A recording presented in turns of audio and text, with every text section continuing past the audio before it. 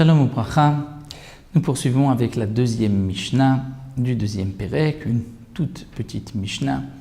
La Mishnah nous enseigne Barishona Hayu Masiim Masuot, c'est-à-dire une fois que le tribunal a accepté le témoignage de ces deux témoins qui ont dit « nous avons vu la lune réapparaître », une fois que elle avait disparu à l'approche de Rosh Chodesh, il y a quelques heures où la lune, étant tellement petite, disparaît de notre vue, un peu avant le molad, après le molad, après le moment où il y a le renouvellement de la lune.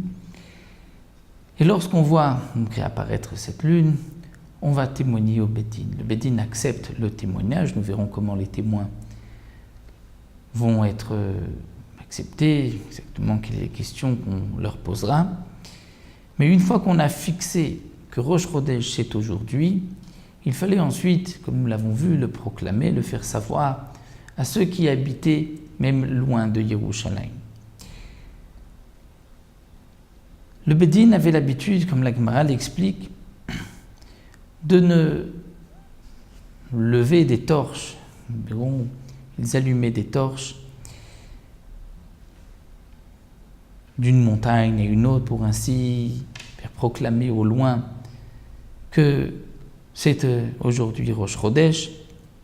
Le Bédine donc avait l'habitude d'allumer ces torches uniquement si le Rosh Chodesh a été fixé le 30e jour du mois. C'est-à-dire que le mois n'est pas, ce qu'on appelle Meubar, n'a pas 30 jours. Il n'a que 29 jours. Le 30e jour, c'est Rosh Chodesh. Dans ce cas-là, au soir, on allumait ces torches pour faire savoir à ceux qui habitaient loin, à ceux qui étaient en exil, que c'était aujourd'hui Rosh Chodesh.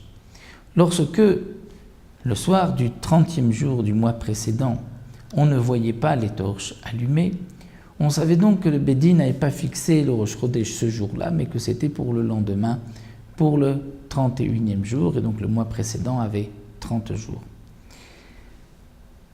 Barishona, au départ, nous dit la Mishnah, Yumasi Masuot, on avait l'habitude, donc non pas comme nous l'avons vu dans le premier Pérek, d'envoyer des shluchim, des messagers, mais on avait l'habitude donc juste d'allumer ces torches, comme on le verra dans la troisième Mishnah, et à l'aide de ces torches, de proclamer aujourd'hui c'était Rosh Chodesh.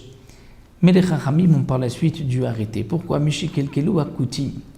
Les Koutim, c'est aussi un peuple qui venait de Kouta, qui avait été attaqué par les lions, ils s'étaient convertis.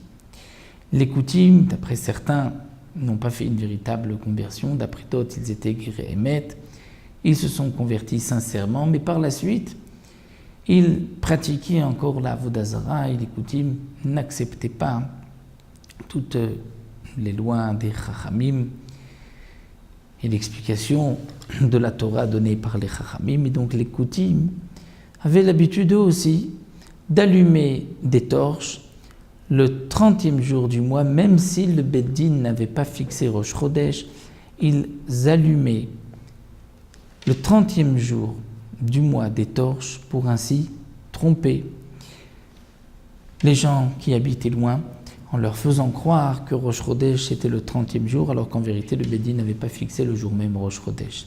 À partir de ce moment-là, Itkinu, Ramim ont institué chez Yushlochim Yotzim qu'on a envoyé des messagers, des shlochim, qui allaient donc se rendre dans les villes lointaines, ainsi les gens, les Bnei Israël qui habitaient là-bas, allaient savoir de sources sûres que c'était ce jour-là que le Bédine a fixé Rosh Chodesh.